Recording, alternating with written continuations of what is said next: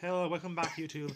We're doing deck profile of my friend's rampages. Well, really, Joe Bob was 1232's deck, but he's doing deck profile because my friend's not here right now. So let's just get into it.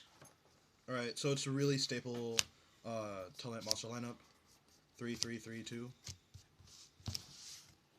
Then 3 upstart.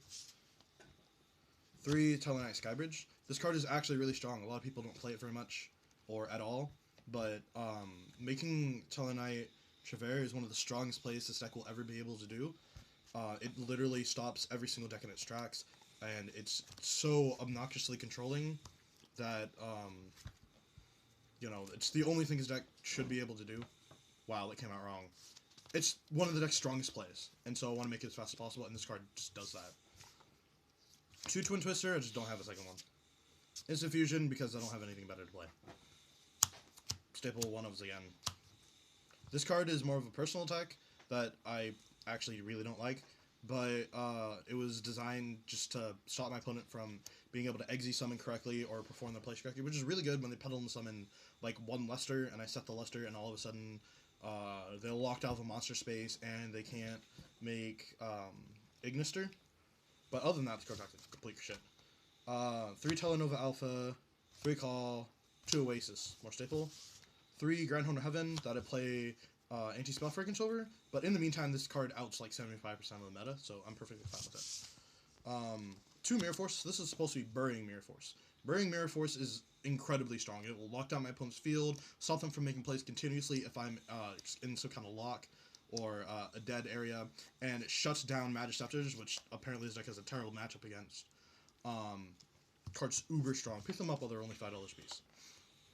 Bottomless, Torrential, Warning, staple traps. Extra deck, 3 Tellarknight Travere. Wow, that's not a Travere. That's a Travere, though. So this card is probably one of the strongest rank 4s in the game. Forget Infinity, this card's broke.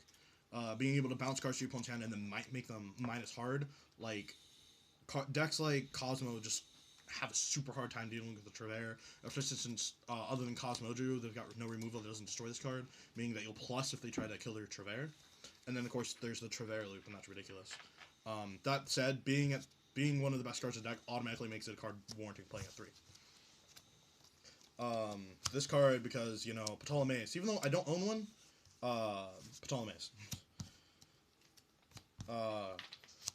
This broke piece of shit is actually one of the best cards to make against Cosmo, especially now. They can't use the effect of Tin Can if that card's on the field. You can get the effects of Dark Destroyer, Dark Eclipser, Good Witch. Like, half of the deck is locked down. The only thing they can do is hope to get to their, Cosmojo. Cosmojo or, Good Witch to set it.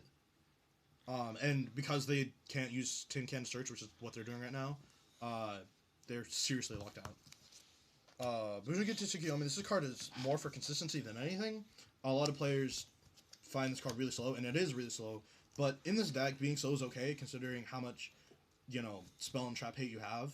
It's also one of your best turn 1 plays. Yeah, this is probably one. No, I mean, the best turn 1 plays to make a Travere or an Infinity. But this card works too. I'd rather make it to Tsukiyomi and set 5 back row first turn. That's okay, but obviously having Infinity and 5 back row is 100 times better. Rongo Bongo is literally... Okay, I lied. Travere is a good card. This card is actually the best rank 4 in the game.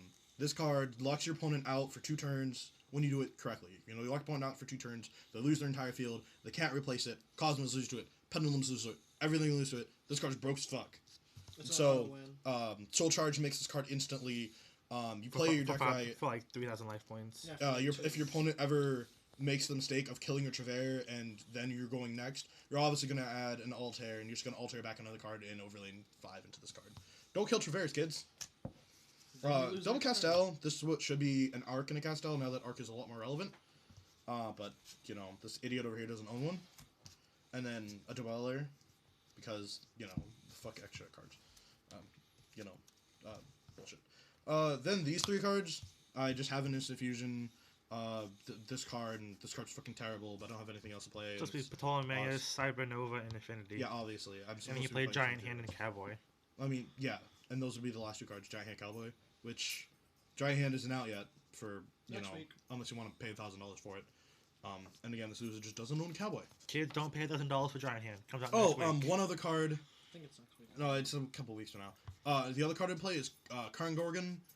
That's an extra card. Yeah, it's another card, and it helps you keep your extra deck cards safe. Cards like not Infinity. Anti-spell fragrance, which is what these things should be. Helps you keep anti-spell fragrance on the field. Imperial Iron Walls. It stops your opponent from being able to pop your stuff. It's a good card. You should play it. Well, thanks for the deck profile. You're not welcome. Thanks for the deck profile. If you guys like this, check out my friend's Rampage's channel, Joe Bob's channel. It's not active. Joe Bob's channel, Vin.